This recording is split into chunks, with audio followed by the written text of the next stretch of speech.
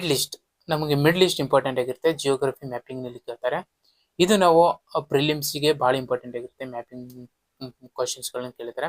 Middle east ನಲ್ಲಿ ನಾವು ನೋಡ್ಕೊಳ್ತಕ್ಕಂಥದ್ದು ಏನಂತಂದ್ರೆ ಇರಾನು, ಇಸ್ರೇಲ್ ಮತ್ತು Oman, Yaman, state of Hormuz, ಆಮೇಲೆ ಇರಾಕ್, ಸೌದಿ ಅರೇಬಿಯಾ, ಕತಾರ್, ಏನೇ ಮಿಡ್ಲ್ ಗಲ್ಫ್ ಕಂಟ್ರೀಸ್ ಏನಿರ್ತಾವು ಮ್ಯಾಪಿಂಗ್ ನೋಡ್ಕೋಬೇಕು. ಇರಾಕ್ ಬಾರ್ಡರಿಂಗ್ ಯಾವುದು, ಇರಾನ್ ಬಾರ್ಡರಿಂಗ್ ಯಾವುದು, ಇಸ್ರೇಲ್ ಬಾರ್ಡರಿಂಗ್ ಯಾವುದು, ಮತ್ತು ಲೆಬನನ್ ಬಾರ್ಡರಿಂಗ್ ಯಾವ್ಯಾವ ಬರುತ್ತೆ, ಮತ್ತು ಕತಾರ್ಗೆ ಯಾವ್ಯಾವ ಹಚ್ಚುತ್ತೆ, ಆಮೇಲೆ ಮೆಡಿಟೇರಿಯನ್ ಸೀಗೆ ಬಾರ್ಡರ್ ಯಾವಾಗುತ್ತೆ, ಸ್ವೇಜ್ ಕ್ಯಾನಲ್ ಎಲ್ಲಿ ಬರುತ್ತೆ, ಅದಕ್ಕೆ ಯಾವ್ಯಾವ ಇದರ ಮಧ್ಯೆ ಕನೆಕ್ಟ್ ಆಗುತ್ತೆ, ಪರ್ಸಿಯನ್ ಗಲ್ಫ್ ಯಾವ್ಯಾವ ಕಂಟ್ರಿಗೆ ಹಚ್ಚುತ್ತೆ. ಇದು ನಾವು ಮಿಡ್ಲ್ ಈಸ್ಟ್ ನಲ್ಲಿ ಕಜಕಿಸ್ತಾನ ಮತ್ತು ಏನ್ ಎಲ್ಲ ಬರುತ್ತಲ್ಲ ಮಿಡ್ಲ್ ಈಸ್ಟ್ ನಲ್ಲಿ ಇಂಪಾರ್ಟೆಂಟ್. ನಮ್ ಮೇನ್ಸ್ ನೋಡ್ಕೋಬೇಕಂತಂದ್ರೆ ಮಿಡ್ಲ್ ಈಸ್ಟ್ ನಮ್ಗೆ ಯಾಕೆ important strategically, but politically, geographically, ನಮಗೆ ಎಕನಾಮಿಕಲಿ ಯಾಕೆ ಇಂಪಾರ್ಟೆಂಟ್ ಮಿಡ್ಲ್ ಈಸ್ಟ್ ನಮ್ಗೆ ಇಂಡಿಯಾಗೆ ಅನ್ನೋದನ್ನ ನೋಡ್ಕೋಬೇಕು.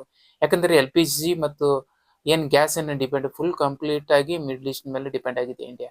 50% ಇಂಡಿಯಾ ಪ್ರೊಡ್ಯೂಸ್ ಮಾಡಿದ್ರು, 50% ಮಿಡ್ಲ್ ಈಸ್ಟ್ ಮೇಲೆ ಡಿಪೆಂಡ್ ಆಗಿದೆ.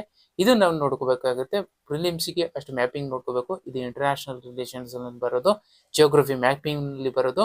ಇಷ್ಟು ಸಾಕು ಮಿಡ್ಲ್ ಈಸ್ಟ್ ನಲ್ಲಿ. Okay, thank you.